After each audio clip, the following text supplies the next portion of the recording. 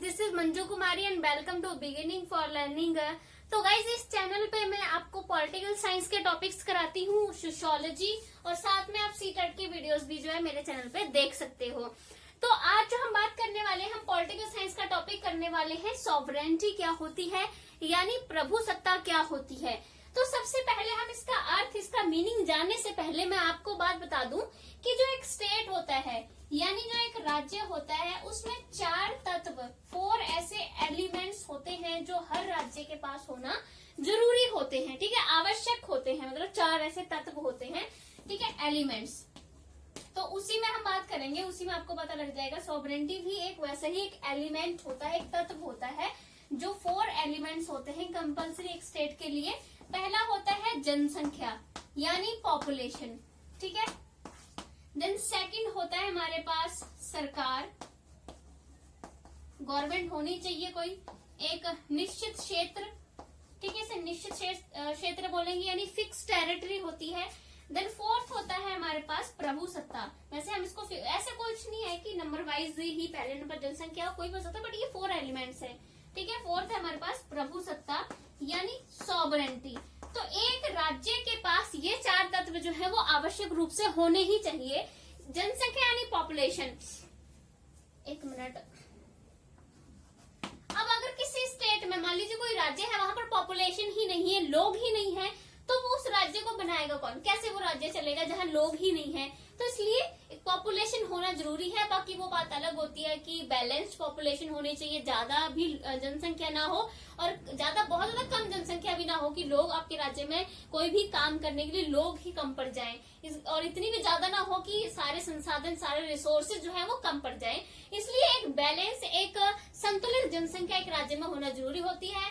Then second जो element है वो है गवर्नमेंट। अब एक राज्य को चलाने के लिए एक सरकार तो चाहिए ही होती है, तो इसलिए एक गवर्नमेंट भी होनी चाहिए, ठीक है। देन 6 हमारे पास जो थर्ड पॉइंट आता है वो है एक निश्चित क्षेत्र यानी एक फिक्स टेरिटरी। एक राज्य की एक फिक्स टेरिटरी होनी चाहिए। जैसे अगर हम अपने भारत की बात करें तो हमारा जो इंडिया का मैप है, ऐसे मान लीजिए ये इंडिया का मैप है, ठीक है।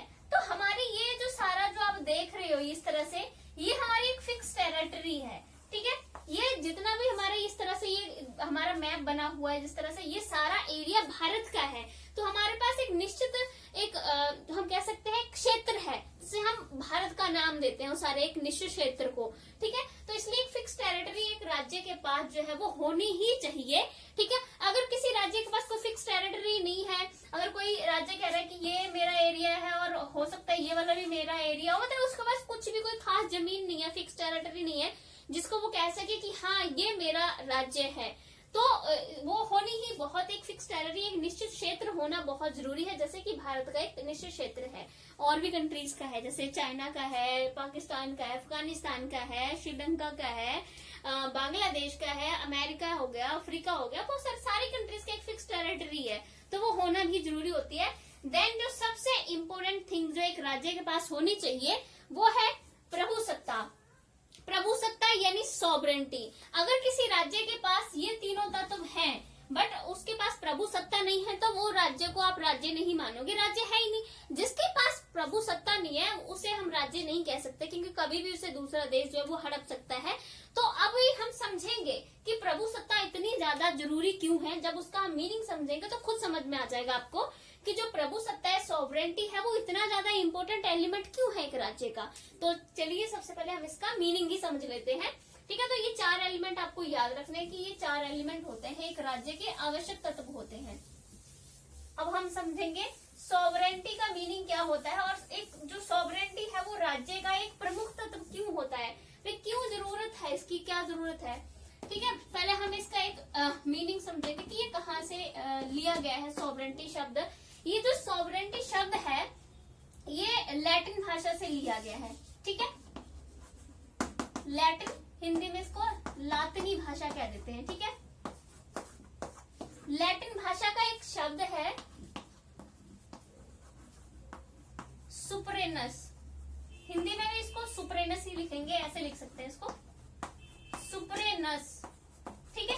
ये लैटिन भाषा का जो एक शब्द है सुपरेनस, उससे लिया गया है सॉवरेनिटी। सुपरेनस का मतलब आपको यही से पता लग जा रहा है, सुपरेनस यानी सुपर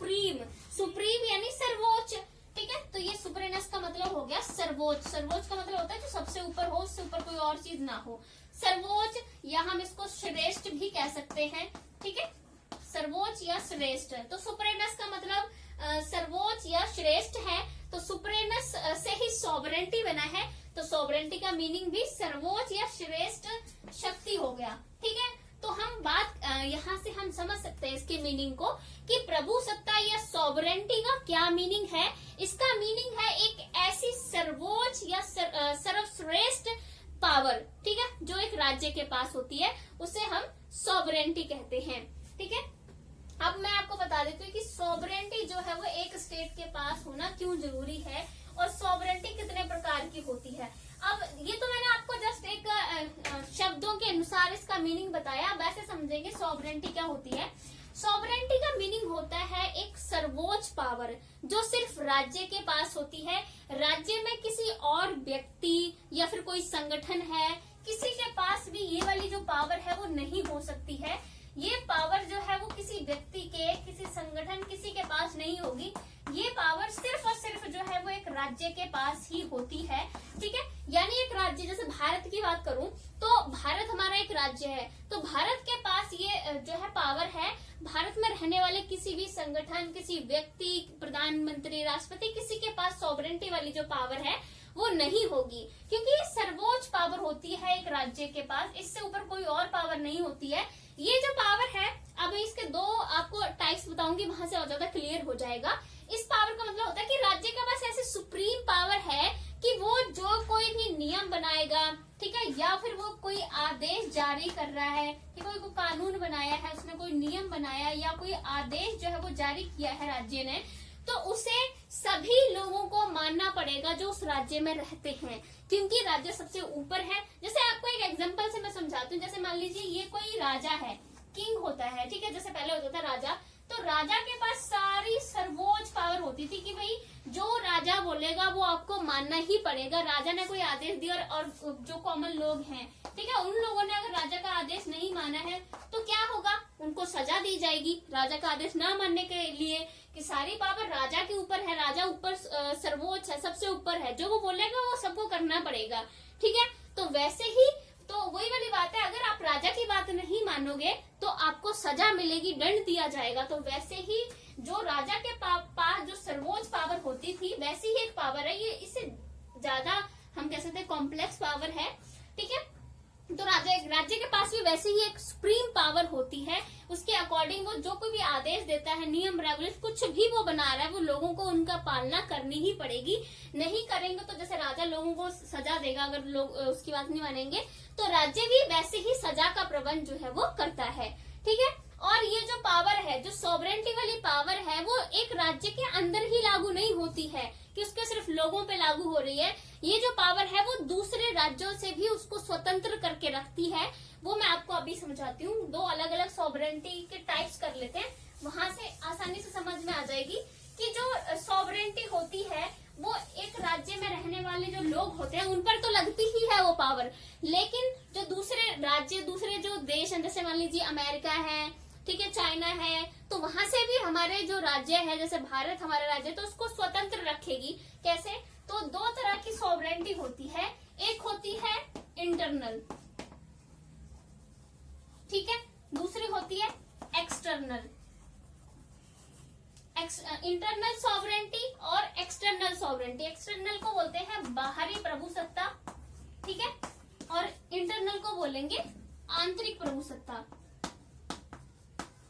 अब इंटरनल क्या होती है, जो मैंने आपको अभी बताई, जो एक राज्य के अंदर, ठीक है, जो एक राज्य के अंदर जो लोग रह रहे हैं उन पर जो भी इसकी जो सत्ता है, जो पावर है, लागू होती है, उसे इंटरनल कहते हैं, ठीक है। जैसे मान लीजिए हम भारत की बात कर रहे हैं, भारत, तो भारत की जो पावर है, जो एक सॉवरेंटी वाली जो पावर है, प्रभुसत्ता है, वो भारत के सभी लोगों पर लागू होगी, ठीक है। जैसे मान लीजिए भारत ने कोई भी, मतलब जो हमारा राज्य है भारत, उसने किसी तरह का कोई नियम, आदेश कुछ भी जो है वो जारी किया है, तो हम भारत के जितने भी लोग हैं उन सबको वो आदेश, वो नियम जो है वो पालना उसकी करनी पड़ेगी। और भारत में कोई भी ऐसा कोई व्यक्ति, कोई संगठन नहीं होगा जो हमारे राज्य द्वारा जारी किए गए किसी भी नियम या रेगुलेशन के खिलाफ जा सके। यानी जो हमारा राज्य है भारत, वो एक सॉवरेन स्टेट है, ठीक है, प्रभु सत्ता संपन्न राज्य है। यानी हमारा जो राज्य है कोई भी आदेश नियम कोई भी लागू करेगा तो सभी नागरिकों पर लागू होंगे, सभी नागरिकों को मानने पड़ेंगे। अगर कोई नहीं मानता है तो उसे सजा दी जाएगी। यानी हमारा जो राज्य है वो सुप्रीम है, सबसे ऊपर है। तो भारत में रहने वाले जितने भी लोग हैं, चाहे कोई प्राइम मिनिस्टर हो, प्रेसिडेंट हो, सीएम हो, कोई भी हो, सबको जो हमारे राज्य ने नियम रेगुलेशन बनाए हैं, कोई आदेश जारी किया, सबको मानना ही पड़ेगा। तो ये आंतरिक है, यानी एक राज्य के अंदर लोगों पर जो भी पावर लागू हो रही है उसे हम आंतरिक कह रहे हैं। अब बाहरी सॉवरेंटी भी होती है, एक्सटर्नल सॉवरेंटी यानी बाहरी प्रभु सत्ता। बाहरी प्रभु सत्ता का अर्थ होता है जो दूसरे राज्यों पर हो रही हो। जैसे मान लीजिए ये भारत है, ठीक है, ये और दूसरे राज्य है, मान लीजिए कोई चाइना है, कोई अमेरिका है, ये बाहर वाले राज्य हैं और ये है हमारा राज्य, ठीक है। मान लीजिए ये भारत है, हम है, ये हमारा राज्य है ये। तो अब देखो ये जो सॉवरेंटी है, क्योंकि हमारे देश के पास सॉवरेंटी है, सभी वैसे सभी देशों के पास सॉवरेंटी है, तो मैं आप जस्ट अपने देश की बात कर रही हूँ, हमारे देश के पास सॉवरेंटी है। तो ये जो बाहर कोई दूसरे जो राज्य है वो हमारे राज्य पर किसी तरह का हुक्म नहीं लगा सकते हैं, कोई आदेश जारी नहीं कर सकते हम पर। जैसे भारत है तो भारत को अमेरिका कोई भी आदेश नहीं दे सकता भी तुम ये वाला काम करो, क्या तुम्हें ये कार्य करना ही पड़ेगा, या तुम्हें इस देश के साथ दुश्मनी करनी पड़ेगी, या इस देश के साथ तुम्हें व्यापार करना पड़ेगा। किसी तरह का आदेश हमें कोई दूसरा देश नहीं दे सकता है। कोई दूसरा राज्य भारत को किसी तरह का कोई भी आदेश नहीं दे सकता है, भारत पे किसी तरह का कोई प्रतिबंध नहीं लगा सकता है। भारत जो है वो खुद स्वतंत्र है, उसे जैसे भारत को किस देश के साथ कैसे रिलेशन बनाने हैं, किस देश के साथ युद्ध करना है, किस देश के साथ अच्छे संबंध बनाने हैं, किस देश के साथ बुरे संबंध बनाने हैं, किस देश के साथ व्यापार करना है, किस देश के साथ संधि करनी है, किस देश के साथ संगठन बनाना है, वो हमारी मर्जी है। कोई दूसरा जो राज्य है वो हम पर किसी तरह का प्रतिबंध नहीं लगा सकता है, हमें किसी तरह का कोई आदेश नहीं दे सकता है। तो इसे कहते हैं बाहरी शक्ति, यानी जो दूसरे देश हैं उनका हम पे किसी तरह का कोई प्रभाव नहीं है, हम पूरी तरह से स्वतंत्र हैं, हम फ्री हैं, हमारी इच्छा है। जैसे एक मैं बात करूं कि एक पर्सन है तो वो इंडिपेंडेंट है, मतलब उसके पास अब वो खुद की पैसे कमाता है, खुद की जॉब है, सब कुछ है, तो वो इंडिपेंडेंट है। दूसरे लोग हैं वो उसको आदेश नहीं दे सकते किसी तरह का भी तू ये कर वो कर, उसकी खुद की मर्जी है वो क्या करे, किसके साथ कैसे रिलेशन बनाए, किसके साथ झगड़ा करे, किसके रिलेशन अच्छे बनाए, उसकी मर्जी है। वैसे ही हम यहाँ पर बात कर सकते हैं दूसरे देशों के साथ हमें किसके साथ कैसा संबंध रखना है वो हमारी मर्जी है। दूसरा देश हमें आदेश नहीं देगा, हम पे किस तरह के प्रतिबंध नहीं लगाएगा, इसे हम बाहरी प्रभु सत्ता कहते हैं, ठीक है। एक्सटर्नल सॉवरेंटी इसे कहते हैं। देन ये हो गया मीनिंग हो गया, और ये दो प्रकार की सॉवरेंटी भी हो गई, यहाँ से ज्यादा क्लियरिटी हो गई। सॉवरेंटी यानी आपको अब समझ ही आ गया होगा कि एक राज्य, जैसे मैंने आपको भी 4 एलिमेंट्स लिखवाए थे, 4 तत्व, उसमें मैंने प्रभु सत्ता लिखवाया। तो प्रभु सत्ता इतना जरूरी क्यों है? प्रभु सत्ता से एक देश के नागरिक उसके आदेशों का पालन करेंगे, दूसरे देश उस पर किसी तरह का प्रतिबंध नहीं लगाएंगे, उस पर आदेश नहीं लागू करेंगे। यानी अगर एक देश के पास अपनी प्रभु सत्ता नहीं है तो कोई भी बाहर का देश आके, कोई भी बाहर का राज्य आके उस पर किसी तरह के प्रतिबंध लगा सकता है, ठीक है। लोग, और अगर सॉवरेंटी नहीं होगी तो लोग उसकी राज्य की बात नहीं मानेंगे। तो इसका मतलब है कि सॉवरेंटी नहीं है किसी राज्य के पास तो वो उसकी आत्महत्या वाली बात ही समझ लो कि कुछ नहीं है, फिर वो स्टेट है ही नहीं, ठीक है। तो ये हो गया मीनिंग। अब मैं आपको 1-2 डेफिनेशंस के द्वारा भी इसको और समझा देती हूँ, और ज्यादा जो है वो क्लियर हो जाएगी ये वाली बात सॉवरेंटी रिलेटेड, ठीक है। तो ये हमारी पहली परिभाषा है जेलिनेक के अनुसार। जेलिनेक क्या कहते हैं? वो कहते हैं कि प्रभु सत्ता राज्य की वह विशेषता है जिसके कारण वह अपनी इच्छा के बिना किसी अन्य की इच्छा या बाहरी शक्ति के आदेशों द्वारा सीमित नहीं किया जा सकता है। वही जो मैंने अभी आपको बताया कि प्रभु सत्ता एक ऐसी पावर होती है जिसके उस बल पर जो है वो दूसरे देश उसकी किसी तरह की सीमित उसकी शक्तियां नहीं कर सकते, उसमें किसी तरह के प्रतिबंध नहीं लगा सकते हैं। ठीक है, तो ये वाली बात हो गई क्लियर। ऐसे ही और डेफिनेशंस की बात करेंगे तो उसमें भी यही सब जो है वो कहा गया होगा, जो कि हम अर्थ में समझ चुके हैं। अब हम लोग क्या करेंगे, इसके कुछ कैरेक्टरिस्टिक्स की बात कर लेते हैं कि इसकी विशेषताएं क्या हैं। जब हम विशेषताओं की बात करेंगे तो ये टॉपिक जो है वो और ज्यादा क्लियर हो जाएगा। ठीक है, तो हम एक प्रकार से अंत में मैं और भी कह सकती हूँ कि जो सॉवरेंटी है वो इस तरह की सर्वोच्च श्रेष्ठ पावर है, एक ऐसी शक्ति है जो सबसे ऊपर है, और जिसके खिलाफ हम ये भी कह सकते हैं कि अपील, वकील और दलील, ये जो है चीजें नहीं की जा सकती हैं। ये सबसे ऊपर वाली पावर है, आपके इसके खिलाफ कोई अपील नहीं कर सकते, कोई वकील नहीं कर सकते, कोई दलील नहीं कर सकते। सर्वोच्च पावर है, ये सबसे ऊपर है, आपको माननी ही पड़ेगी। ठीक है, तो ये वाली हो गया हमारा मीनिंग। अब हम लोग क्या करेंगे, कुछ इसकी विशेषताओं, कुछ कैरेक्टरिस्टिक्स की बात कर लेते हैं। उसे आप जो है, अगर आपसे पूछा जाए ना नेचर में, तो आप उसको नेचर में भी वो वाले सारे पॉइंट्स जो है वो लिख सकते हो, नेचर या फिर कैरेक्टरिस्टिक्स यानी प्रकृति और विशेषताएं, तो उसमें भी आप सेम पॉइंट लिख सकते हो। मैं विशेषताएं लिख रही हूँ, आप यहाँ नेचर भी प्रकृति भी लिख सकते हो। ठीक है, तो क्या क्या जो है वो इसकी विशेषताएं हैं, एक एक करके मैं पॉइंट्स में आपको समझाऊंगी सो दैट कि ज्यादा क्लियर हो जाए। तो पहली हमारी जो विशेषता आती है वो है ओरिजिनलिटी,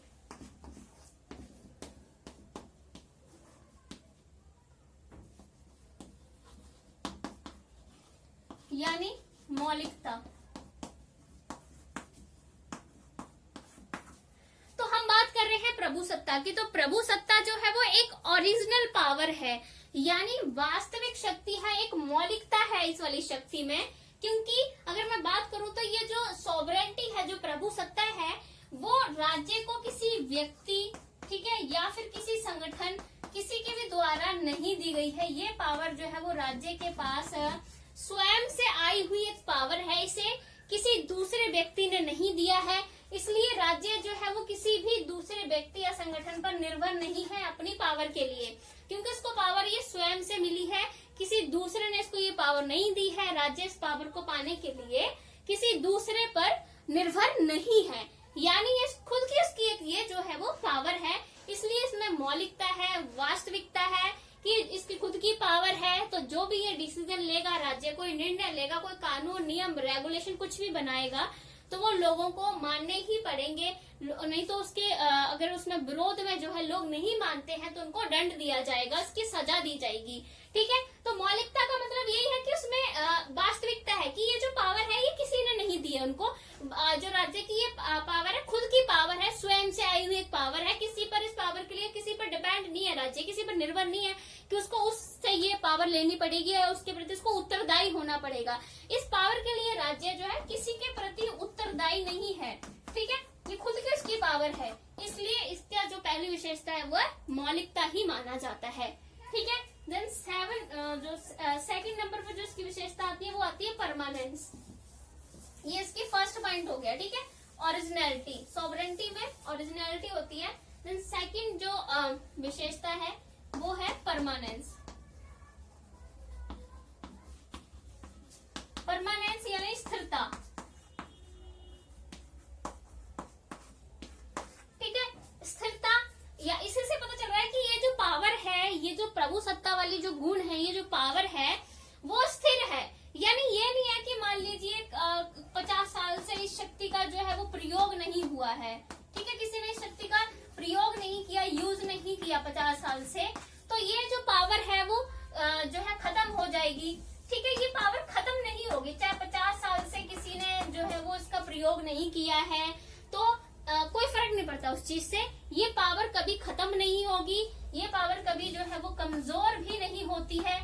ठीक है, यानी ये जो पावर है वो स्थिर है, कभी कम नहीं होगी, कभी खत्म नहीं होगी, कभी कमजोर नहीं होगी। ये शक्ति जो सॉवरेंटी होती है, चाहे इसको लॉन्ग टाइम तक यूज ना किया गया हो, इससे कोई फर्क नहीं पड़ता। और दूसरी ये बात है कि स्थिरता का मतलब, अगर सरकारों की बात करूँ ना, तो चाहे सरकारें जो आपको पता है राज्य में सरकारें बदलती रहती हैं टाइम टू टाइम। वैसे निश्चित काल होता है कि हमारे भारत की बात करें तो 5 साल तक कोई सरकार रहती है, लेकिन बीच में भी कोई सरकार जो है वो गिर जाती है। आपको पता है कि सरकार जो है वो भंग हो जाती है। तो सरकारें आती जाती रहती हैं, उससे कोई फर्क नहीं पड़ता राज्य की प्रभु सत्ता वाली जो शक्ति है उससे जो सरकारों के आने जाने से पावर कम या ज्यादा नहीं होती है, बस उसका प्रयोग जो है वो होता है कि प्रयोग कोई सरकार ज्यादा करती है, कोई सरकार जो है वो कम करती है। सरकारें कोई भी आए जाए कोई फर्क नहीं पड़ता, राज्य की जो सॉवरेंटी की वाली पावर है वो उसके पास वैसी की वैसी ही रहती है। ठीक है, तो वही वाली बात है कि चाहे लॉन्ग टाइम तक इसको यूज ना किया हो चाहे तो भी ये खत्म कमजोर नहीं होगी, ना खत्म होगी ना कमजोर होगी। ठीक है, और सरकारें कोई भी आ रही है जा रही है तब भी ये पावर जैसी है वैसी ही रहेगी, यानी परमानेंट पावर है।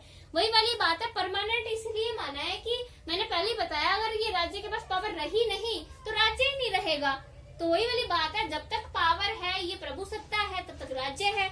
तो इसलिए इस पावर को जो हमेशा बनाकर ही रखा जाता है किसी भी राज्य के द्वारा। अगर ये पावर खत्म होगी तो राज्य को भी खत्म ही मानो। ठीक है, देन थर्ड जो हमारे पास इसका जो विशेषता आती है वो है हमारे पास इसकी बहुत ही महत्वपूर्ण विशेषता है, वो है एब्सोल्यूटनेस।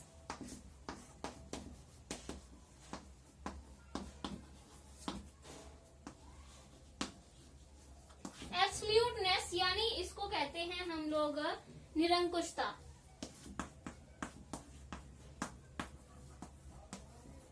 मैं जब से आपको इसके बारे में, इस पावर के बारे में बता रही हूँ तब से अगर आपने सही से सुना होगा तो आपको एक बात पता लग जाएगी कि मैं जब से एक ही बात कर रही हूँ कि सबको इस पावर को मानना ही पड़ेगा। कि राज्य ने कोई नियम रेगुलेशन कुछ भी बनाया तो सबको मानना ही पड़ेगा, चाहे प्रेसिडेंट हो, पीएम हो, सीएम हो, कॉमन मैन हो, कोई भी हो, सबको इस जो पावर है राज्य की इसको मानना ही पड़ता है। और को नहीं मानता है तो उसके खिलाफ जो है उसको दंड दिया जाता है। तो यही से पता लग जा रहा है कि ये पावर बहुत ही निरंकुश है। यानी ये जैसे एक राजा की बात करते हैं, राजा निरंकुश होता है कि सारी पावर राजा के पास है और जो वो हुक्म देगा वो सबको मानने ही पड़ेंगे, चाहे वो कोई भी हो, राजा का हुक्म सबसे ऊपर है। वैसे ही तो हम उस राजा को निरंकुश कहते हैं। तो वैसे ही ये वाली चीज है कि राज्य के पास ये पावर है, वो सबसे ऊपर है, सुप्रीम है, तो उसकी पावर को मानना ही पड़ेगा, नहीं मानेगा तो दंड दिया जाएगा। इसलिए निरंकुश है ये, कि एक राजा की तरह निरंकुशता से जो है इस पावर को माना जा रहा है। तो ये भी एक निरंकुश पावर है। और जैसे हमने बोला कि ये पावर जो है वो किसी भी संगठन, राज्य में रहने वाले या फिर कोई व्यक्ति या पीएम सीएम कोई भी हो, कितने ऊंचे पद पे हो, किसी के पास ऐसी पावर है नहीं। ये पावर सिर्फ और सिर्फ राज्य के पास है। तो इसलिए वो इस पावर को निरंकुशता से इस्तेमाल करता है, मतलब निरंकुश पावर है एक प्रकार से ये। ठीक है, अब ये जैसे इसमें राज्यों की बात भी करें हम तो वो दूसरे राज्यों की जो है प्रतिबंध भी नहीं मानता है, दूसरे राज्यों का आदेश भी नहीं मानता, उसकी मर्जी है। किसी देश के साथ कैसे रिलेशन बनाना चाहता है, किस देश का व्यापार करना चाहता है, किसके साथ नहीं करना है, उसकी खुद की मर्जी है। तो इसलिए हम इस पावर को जो है वो निरंकुशता के साथ जो है वो जोड़ के चलते हैं। लेकिन फिर भी कुछ लोग जो है वो इसकी आलोचना भी करते हैं इस वाली विशेषता की कि ये पावर जो है वो पूरी तरह से निरंकुश नहीं है। कुछ लोग कहते हैं, वो ये चीज क्यों कहते हैं, वो इसके उसमें मत देते हैं कि कहते हैं कि आंतरिक रूप से इसमें कुछ प्रतिबंध लगे हुए हैं इस वाली पावर पर। कैसे प्रतिबंध बताते हैं, कहते हैं एक तो जनहित, कि इस पावर को लोगों के हित का ख्याल रखना ही पड़ता है। ठीक है, दूसरा है कि लोगों के अधिकार जो होते हैं उनको भी इसको ध्यान में रखना ही पड़ता है। ठीक है, और जो जनमत है वो भी जो है वो इस पे प्रभाव डालता है। तो ये आंतरिक, कहते हैं ये आंतरिक कुछ प्रतिबंध होते हैं इस पावर पर, और कहते हैं कुछ बाहरी प्रतिबंध भी जो है इस पावर पे लगे हुए हैं। वो कौन से बताते हैं, जैसे अंतर्राष्ट्रीय जो कानून होते हैं, कुछ संधियां होती हैं, कुछ संगठन होते हैं। आपको पता ही है कुछ संगठन वगैरह के हिस्सा भी बने होते हैं राज्य, जैसे परमाणु अप्रसार संधि वगैरह, इस तरह की कुछ संधियां की हैं। तो कहते हैं कि इस तरह से जो है ये जो पावर है इसमें बाहरी कुछ प्रतिबंध भी लगे हैं और आंतरिक प्रतिबंध भी लगे हुए हैं। बस बात फिर से यही आ जाती है कि ये सारे प्रतिबंध मानने के लिए राज्य प्रतिबद्ध नहीं है, जबरदस्ती नहीं की जा सकती। किसी अंतर्राष्ट्रीय कानून को माने ना माने, संधियों को माने ना माने, राज्य की अपनी मर्जी है। वो ना मान, अगर उसको नहीं मानने, अंतर्राष्ट्रीय कानून ना मानेगा वो, तो फिर भी हम इस पावर को इस वाली विशेषता को पूरा सेटिस्फाई कर दे रहे हैं हम यहाँ पर ही, कि उसपे किस तरह के प्रतिबंध नहीं है। ये उसकी मर्जी के प्रतिबंध है, उसके ऊपर ना माने इन प्रतिबंधों को तो नहीं है ये प्रतिबंध। ठीक है, तो वही वाली बात होगी कि ये निरंकुश ही है ये वाली पावर। द नेक्स्ट पॉइंट हम करेंगे अभी नेक्स्ट पॉइंट डिस्कस कर लेते हैं हम जल्दी से। एकमात्रता, एक्सक्लूसिवनेस नेक्स्ट पॉइंट है।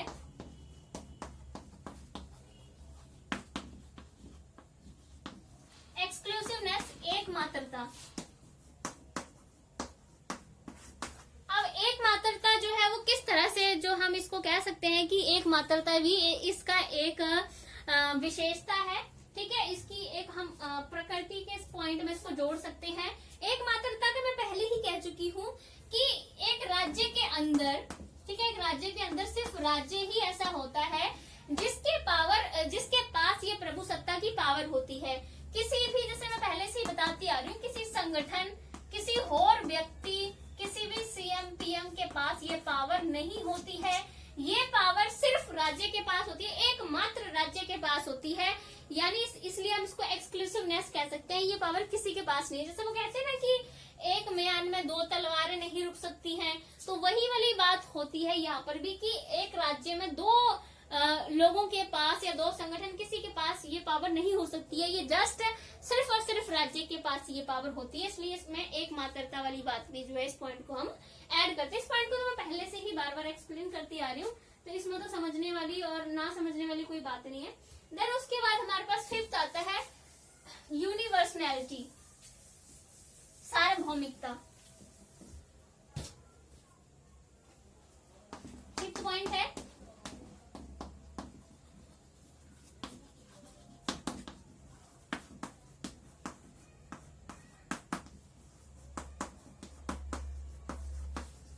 सार्वभौमिकता, ठीक है, इसे हम कहेंगे सार्वभौमिकता। अब इस पॉइंट में हम क्या कह सकते हैं कि ये जो सॉवरेनिटी वाली पावर है, प्रभु सत्ता है, ठीक है, तो ये सभी लोगों पर लागू हो रही है। एक राज्य में रह रहे, चाहे भी कोई भी संगठन हो, कोई भी कॉमन मैन हो, कोई ऊंचे पद पर लगा हुआ कोई व्यक्ति हो, जैसे मैं पहले से बोल रही हूँ, कोई सीएम पीएम प्रेसिडेंट कोई भी हो, तो ये जो पावर है वो सब पे लगेगी इक्वली, ठीक है। ये नहीं है कि जो ऊंचे पद पर लोग हैं या जो अमीर हैं उन लोगों पर ये वाली जो पावर है नहीं लगेगी, वो उस पावर को नहीं मानेंगे, ऐसा नहीं है। ये एक राज्य में रह रहे सभी लोगों पर समान रूप से लागू होती है। इवन जो विदेशी लोग रह रहे होते हैं हमारे राज्य में, देश में, उन पर भी ये जो प्रभु सत्ता की पावर है वो लागू होती है। उन्हें भी प्रभु सत्ता की शक्ति को मानना ही पड़ता है, ठीक है। तो सार्वभौमिक यानी सभी लोगों पर, चाहे फिर वो कोई भी लोग हो। अभी कई बार ऐसा होता है, कहते हैं कि कुछ एरियाज ऐसे होते हैं, कुछ ऐसे क्षेत्र होते हैं जहां पर गवर्नमेंट नहीं होती है, यानी जहां सरकार बनी ही नहीं है, जहां खाली पड़े हैं कोई एरियाज, तो वहां अगर कोई जाएगा तो ये पावर जो है वहां पर लागू नहीं होगी। ऐसा नहीं है, कोई भी ऐसा दूर दराज का क्षेत्र है जहां सरकार तक नहीं है, लोग भी एक दुक्का ही रह रहे हैं, वहां पर भी ये पावर जो है वो लागू होगी। आप ऐसा नहीं कह सकते कि उस एरिया में तो सरकार ही नहीं है तो वहां ये पावर लागू नहीं होगी, ऐसा नहीं है, हर जगह लागू होगी, ठीक है। बट मैंने जैसे बताया, इसमें कुछ आलोचक भी हैं, वो इसकी एक बात पे आलोचना करते हैं। वो कहते हैं कि जो दूतावास होते हैं हर देश में, वहां पर दूतावास में जो भी अधिकारी रह रहे होते हैं, उन अधिकारियों पर ये पावर लागू नहीं होती है, ठीक है। बट ऐसी बात नहीं है।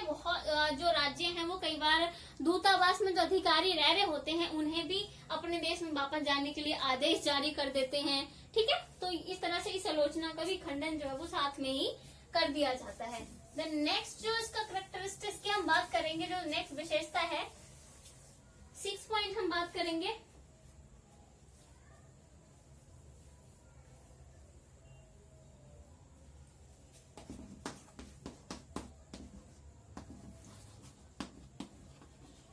इनएलियनेबिलिटी, ठीक है। इनएलियनेबिलिटी का मतलब है अंतकाल अयोग्यता।